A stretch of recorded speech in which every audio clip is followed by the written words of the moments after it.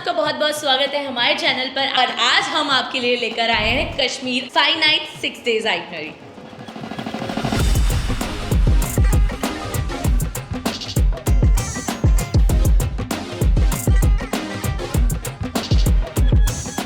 तो सबसे पहले बात कर लेते हैं how to reach Kashmir. Kashmir आप पहुंच सकते हो फ्लाइट से, ट्रेन से और अपनी प्राइवेट कार से, कैब, टैक्सी कुछ भी करके आ सकते हो अगर आप आसपास से हो। हम लोग मुंबई से गए थे तो मुंबई से हमें पर पर्सन 10,000 रुपये पड़ा था एक साइड का फ्लाइट का। डिपेंड करता है, अगर आप पहले बुकिंग करवा लोगे तो मे भी थोड़ा और सस्ता पड़ जाएगा। और एक्चुअली ये सीजन टू सीजन वरी करता है, आप पीक सीजन पर जाओगे तो फ्लाइट्स काफी महंगी हैं। उसके बाद बात कर लेते हैं सिम कार्ड की। तो सिम कार्ड अगर आपके पास कोई भी प्रीपेड सिम है वो कश्मीर में नहीं चलेगा, आपको पोस्टपेड ही लेके जाना पड़ेगा। तो आप जैसे ही श्रीनगर एयरपोर्ट पे पहुंचोगे वहां से आपको प्रीपेड सिम कश्मीर का मिल जाएगा, जो कि 350 रुपए का होगा, जिसमें 1 GB डेली का डाटा और अनलिमिटेड कॉल वगैरह मिल जाएंगे। एक्चुअली मैंने तो अपने प्रीपेड नंबर को पोस्टपेड में कन्वर्ट किया था। आपको नंबर चेंज करने की जरूरत नहीं होती है, तो इसलिए आई थॉट दैट्स बेटर।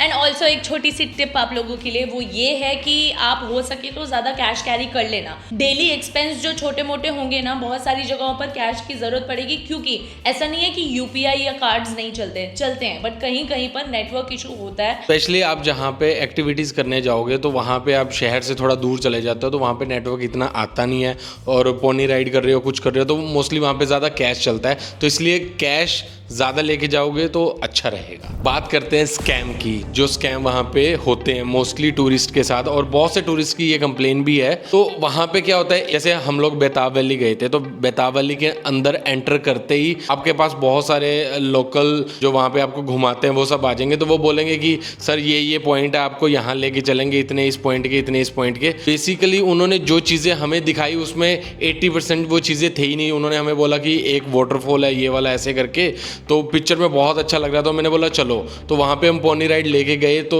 आगे जाके देखा तो कुछ भी वाटरफॉल नहीं था। और एक उन्होंने चीज़ बोली कि बजरंगी भाईजान का शूट यहाँ पे हुआ था, वो जगह यहाँ पे नहीं थी, वो जगह गुलमर्ग में थी। बजरंगी भाईजान बॉर्डर आएगा। अच्छा, इसका नाम क्या है वाटरफॉल का? छलपत्र वाटरफॉल। छलपत्र वाटर। जो वीडियो हमें दिखाई थी वो नीचे अलग वीडियो है और ये वाटरफॉल नहीं है, तो आप इन चीज़ों से ध्यान रखना। आपको अपना होमवर्क अच्छे से करना है। आपको पता होना चाहिए कि जो जगह हम जा रहे हैं वो कैसी दिखती है, तो वो रिसर्च करके जाना। ऐसा ना हो कि वो लोग आपसे कहें अरे यही तो है बेताब वैली, और एक्चुअल में वो बेताब वैली हो ही ना। तो आपको पता होना चाहिए क्योंकि location। आइसन वैली है जिसको मिनी स्विट्जरलैंड बोलते हैं, उसमें भी बहुत से लोगों की इतनी कंप्लेन होती है कि उनको आधे रास्ते में बोल दिया जाता है यही है मिनी स्विट्जरलैंड, लोग वहीं से देख के चले जाते हैं। तो ये चीज़ों का आप ध्यान रखना, क्योंकि एक तो वहाँ पे टिप का बहुत पंगा है। अगर आपने 2000 में कोई चीज़ ली है, उसके ऑलमोस्ट आपको 2500 रुपये ही देने पड़ेंगे। So they ask for बख्शीश। मुझे ऐसा लगता है आपको क्लियर होना जरूरी है कि आपको बख्शीश देनी है या नहीं देनी है। एक चीज़ और, जब हम लोग जैसे दूध पत्री गए थे तो वहाँ पे भी क्या हुआ था,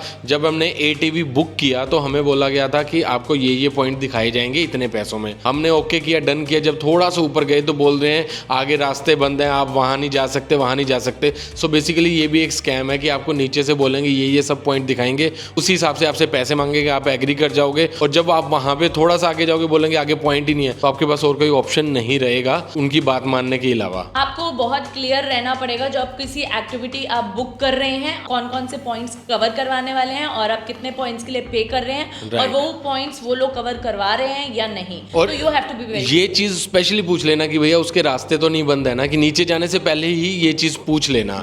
और दूसरा, अगर आप किसी के साथ बार्गेन कर रहे हो, जैसे हमारे साथ हुआ था जब हम गुलमर्ग में जा रहे थे, तो जहाँ पे यूनियन की टैक्सी थी वहाँ पे हमारा टोटल अमाउंट बना था 7000। तो हमने जब बार्गेन किया उन्होंने 6000 रुपये वो मान गए। लेकिन जब हम वापस आए सारा ट्रिप खत्म करके अपना गुलमर्ग का पैसे देने लगे, तो वो बोलते कि नहीं हमें तो 7000 चाहिए। तो मैंने उनको बोला कि जब हमारी 6000 में बात हुई थी तो आप अब 7000 क्यों? बोलते आप रहने दो, मत दो, हमें ये भी नहीं चाहिए। पैसे कम किए थे जब हमने बार्गेन किया था, तो आज मौके पे आके बोलते नहीं पूरा ही पे करना पड़ेगा। तो फिर वहाँ पे बंदा क्या करेगा, उठा के जितने पैसे बनते हैं उतने देगा। तो मैं आपसे एक ही चीज कहना चाहूंगी, हमारे आप सारे जाके व्लॉग्स देख लेना, तो कहाँ कहाँ पर कौन कौन से स्कैम की पॉसिबिलिटी है, जो भी हम लोगों ने फेस किया, उसके लिए आप अवेयर हो जाएं।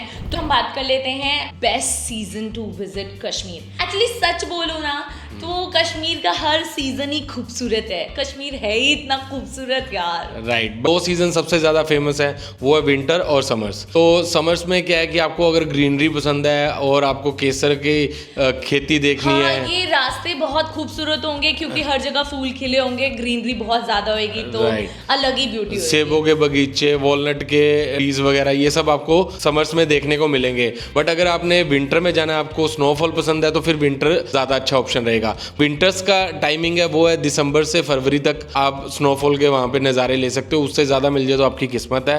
हम जनवरी में गए थे और हम जिस दौरान कश्मीर में थे, ऐसी उम्मीद थी कि शायद स्नोफॉल हो जाएगी, लेकिन हमारे टाइम पर स्नोफॉल नहीं हुई। और समर्स के लिए बेस्ट टाइम है मई टू अगस्त।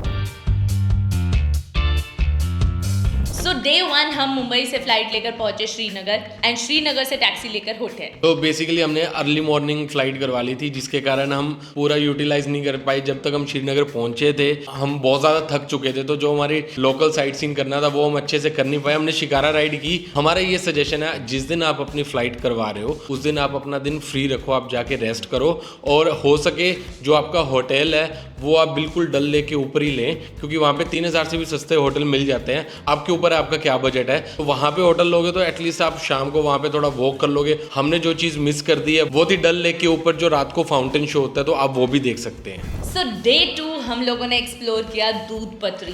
तो हमारे पास एक्चुअली चॉइस थी दूध पत्री या फिर सोनमर्ग। तो हमने काफ़ी लोकल लोगों से पूछा, तो दे सजेस्टेड अगर आपको लेस क्राउडेड जगह पर जाना है तो आप दूध पत्री जा सकते हैं। तो हमारा दूध पत्री का एक्सपीरियंस काफ़ी अच्छा था। सोनमार्ग और दूध पत्री ऑलमोस्ट सेम मिलेगा, दोनों ही बहुत खूबसूरत है। एक्टिविटी सब होती है वहाँ पे। और सोनमार्ग में जो मेनली जो पॉइंट्स है, जो जिला पास, 0 पॉइंट, वो विंटर्स में वैसे भी बंद हो जाते हैं। श्रीनगर से जो दूध पत्री का रास्ता है वो 43 किलोमीटर है। 1.5 घंटे में आप पहुंच जाओगे अगर आपको ट्रैफिक नहीं मिलता। तो दूध पत्री में घूमने की काफी सारी जगहें हैं। तो यहाँ पे मैंने स्क्रीन पे मेंशन कर दिया, ये सारी जगहें आप घूम सकते हो वहाँ पे। जब आप दूध पत्री में जाते हो तो कई बार क्या होता है कि ATV वाले या पोनी वाले वो आपको बोलेंगे कि जल्दी करो जल्दी करो, बट आप अपना वहाँ पे टाइम ले सकते हो। हम बहुत जल्दी वहाँ से आ गए थे।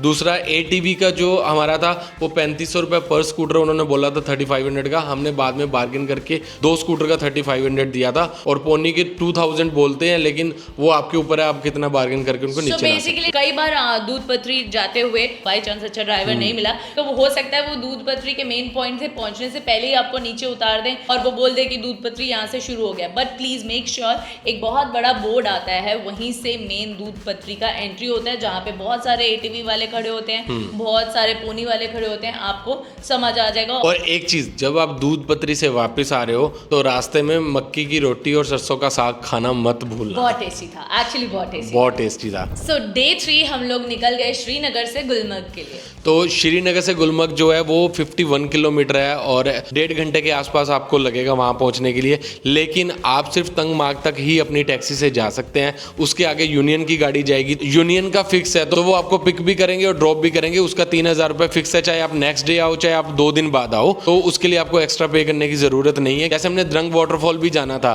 तो हमने उसी कैब से उसी टैक्सी से बात की कि वो हमें ले जाए, तो उन्होंने 1500 रुपये का बोला कि 1500 रुपये में वो लोग ले जाएंगे। अदरवाइज हमें ATV करके जाना पड़ता, तो वो 2500 रुपये पर बंदा बोलते हैं, और अगर हम 2 जने जा रहे हैं तो 5000 ATV का लगता। तो अगर आप गाड़ी में 5-6 जने जा रहे हो तो आपके लिए गाड़ी बेस्ट है, आपके बहुत से पैसे बचेंगे। तो लोकल साइट सीन के 2500 रुपये पर डे के हिसाब से थे।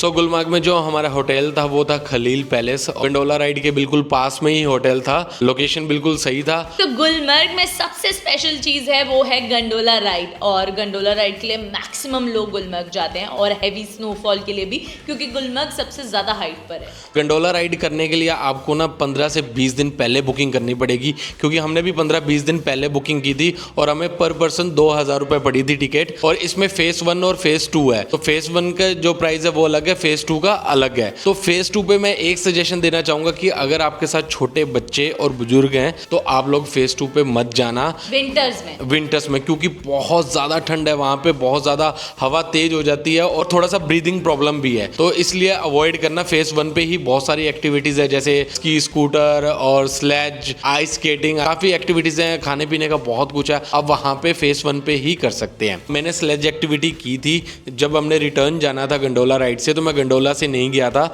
मैं स्लेज से गया था। उसके 2000 रुपये हमारे लगे थे। 2000 से ज़्यादा दुख मुझे ये था कि मेरी कमर की बैंड बच चुकी थी। उधर मत जाना चाहिए।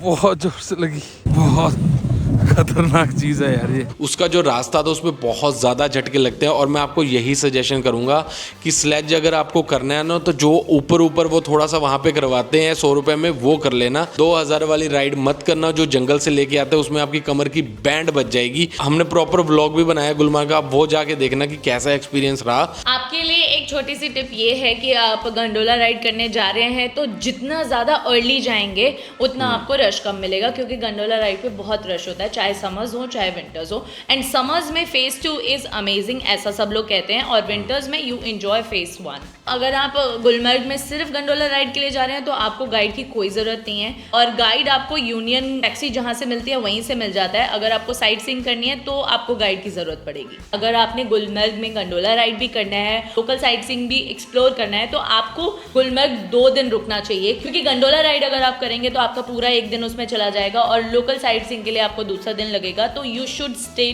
2 days minimum in Gulmarg. So day 4 हम लोग गुलमर्ग से पहलगांव के लिए निकल गए, जिसकी जर्नी हमारी अप्रॉक्सीमेटली 4 आवर्स की थी।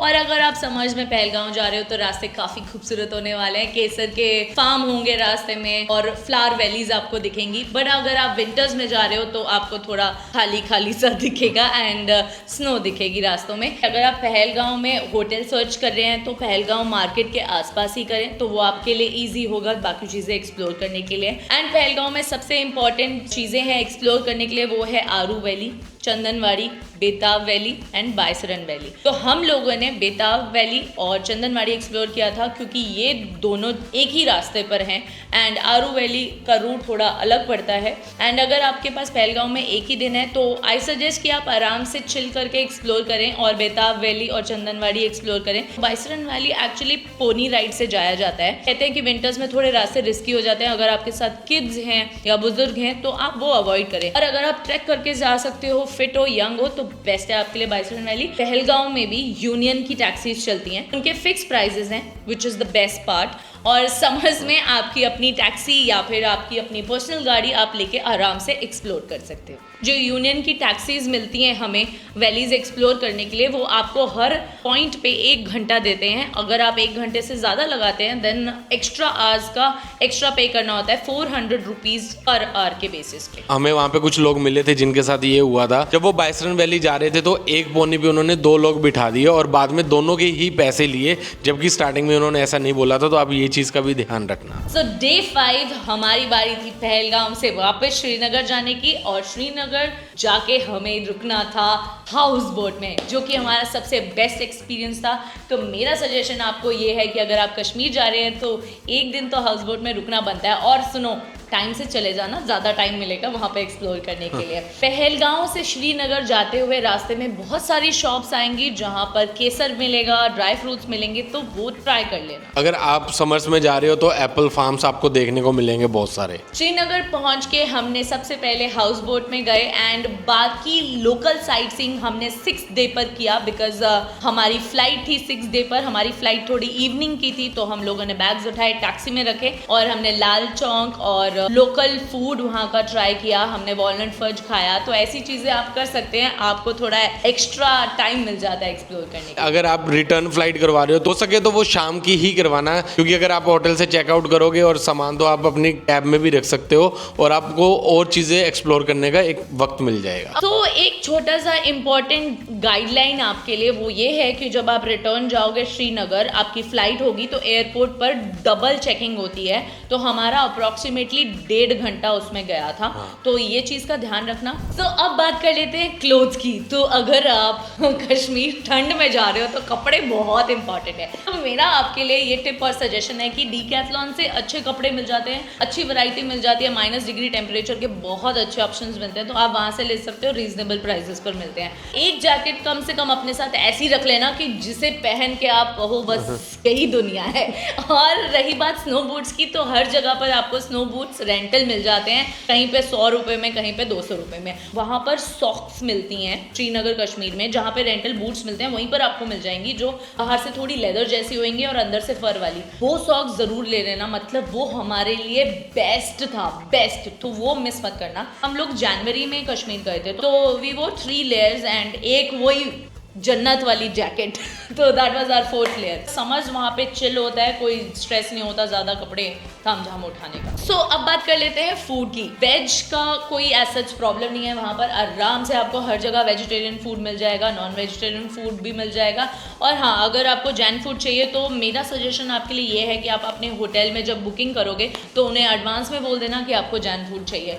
और मैं आप लोगों को ये सजेस्ट करूँगी कि जब भी आप होटल्स बुक कर रहे हैं तो उसमें आप अपना ब्रेकफास्ट और डिनर ज़रूर इंक्लूड करवा लेना, और लंच अपने एक्सप्लोर के लिए रखना कि बाहर जहाँ भी आप घूमने जा रहे हैं वहाँ पर आप उनकी लोकल कुजीन्स को ट्राई करें। वेज कश्मीरी थाली या फिर आप अगर नॉन वेज खाते हैं तो नॉन वेज कश्मीरी थाली ज़रूर ट्राई करना। तो हम लोगों ने मसाला रोटी ट्राई की थी, हमने वेज कश्मीरी थाली ट्राई की थी, तो कुछ ना कुछ अलग अलग चीज़ें आप वहाँ पर ट्राई कर सकते हो। बहुत अच्छी अच्छी बेकरीज भी हैं वहाँ पर, तो डल लेक पर अगर आप घूमने निकलोगे तो बेकरीज का खाना पीना ट्राई करना। एंड ऑल्सो सबसे इम्पॉर्टेंट, बेकरी से याद आया, पहलगांव में बहुत ही इंटरेस्टिंग अलग अलग सी वो रोटियां होती हैं, कश्मीरी रोटियां, वो ज़रूर ट्राई करना। कश्मीरी ब्रेड्स उनको बोलते हैं। एंड नून चाय ज़रूर ट्राई करना। सो नून चाय पिंक कलर की होती है और वो नमकीन होती है, पहले बता दूं। हाँ, क्योंकि ये पीने के बाद इसको ऐसे हो गया था ये मैंने क्या पी लिया। तो पहले सिप में शायद वो आपको अच्छी ना लगे, पर बाद में अगर आपको चाय पसंद है तो वो आपको पक्का अच्छी लगेगी। तो हम लोगों ने जो पैकेज बुक करवाया था वो ग्रू कश्मीर वालों से बुक करवाया था। हमारे पैकेज में hotels, breakfast and dinner included था, एंड ऑल्सो टैक्सी इंक्लूडेड थी। अगर आप वैसे भी वहाँ पे पर डे के लिए लोकल टैक्सी लेते हो तो 2500 रुपए से शुरू हो जाता है और 7 सीटर 3000 तक। आप अपने पैकेज को अपने तरीके से भी बनवा सकते हो कि अगर आपको होटल 5 स्टार चाहिए या कोई और होटल चाहिए तो आप वो सब भी चेंज करवा सकते हो। अगर आपको लगता है कि हमने कुछ मिस कर दिया होगा तो प्लीज आप हमें कमेंट करके पूछ सकते हैं, हम आपके कमेंट का जवाब जरूर देंगे। और अगर और ज़्यादा डिटेल चाहिए तो प्लेलिस्ट मैंने पूरी बना दी है, आप ये स्क्रीन के एंड पे वो प्लेलिस्ट आ जाएगी, आप सारे व्लॉग देख लो, आपको और ज़्यादा डिटेल में चीज़ें पता चल जाएंगी। और हमारे व्लॉग्स को लाइक, शेयर और हमारे चैनल को सब्सक्राइब करना मत भूलना। Keep supporting, keep loving. Bye bye.